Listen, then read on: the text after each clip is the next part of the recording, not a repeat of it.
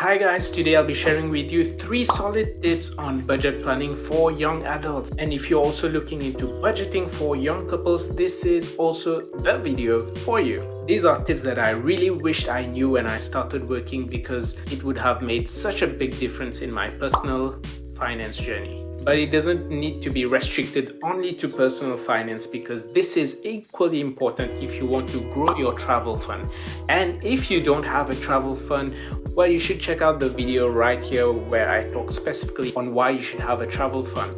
So let's get to the tips. Tip number 1 is to pay yourself first. There's a lot of people who live their lives from paycheck to paycheck.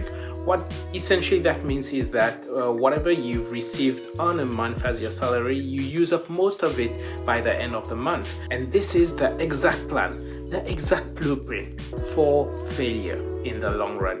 Because if you're not saving enough now, then you won't be having enough for your future plans. What you should be practicing instead is to pay yourself first, which means at the beginning of the month, once you receive your salary, then you should take out a portion of the money that you want to save and then only leave off the rest. By doing so, you are controlling your expenses. Remember, if you don't control your expenses, well, they will control you.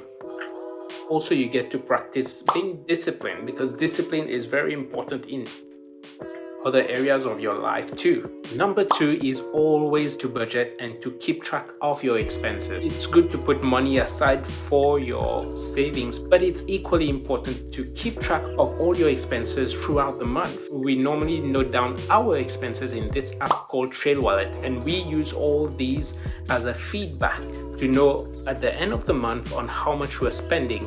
And if we see that we're spending too much in one category, for example shopping or eating out, then we know next month where's the thing that we are going to cut in order to save more. So this brings in like a feedback loop where you know every month, like month in month out, on what you're spending. And if you want to improve the savings, then you can cut down on certain unnecessary things. So for example, if you're drinking too much of Starbucks coffee and you find that you're spending around $100 on Starbucks only every month, then maybe you can reduce that to $50 and then $25. And who knows, maybe you can live without Starbucks. You just get some free coffee from your office. Sounds good. By the way, if you want to access the exact spreadsheet on which we do our budgets every month, then we have a free template that we are giving away if you sign up at the link in the description box. And we also have included a detailed video walkthrough which will walk you through each and every step on how we do the actual budget. So maybe you can follow along, and then if the spreadsheet doesn't suit you, maybe you can amend it and edit to your own liking. And also together with the sign up, you'll be given a free ebook for my 101 travel secrets. Last tip number 3 is to build your emergency cash reserve. Before you invest in other ventures or saving for other big projects, it's important to have an emergency cash reserve on which you can depend on in case things go sour. For example, during this pandemic where a lot of people are losing their jobs, so it's important that you have access to some immediate funds for your survival.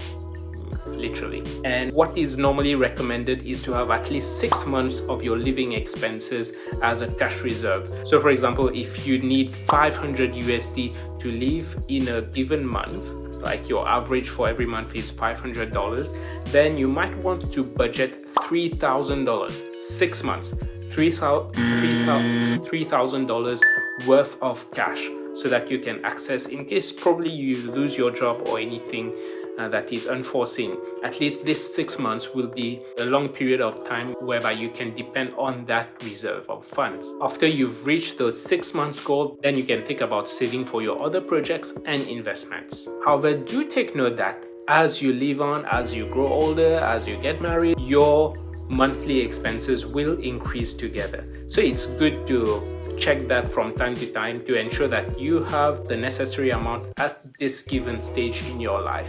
Do you have any other tips that you would like to give us or even the communities watching this video? So do comment down below what would be your tip that you found useful, that you wish you have learned earlier, and do subscribe with the bell notification click on this video so that you will get updated on all of our future videos. Give us a thumbs up if you found this video useful, and take care and see you in the next video.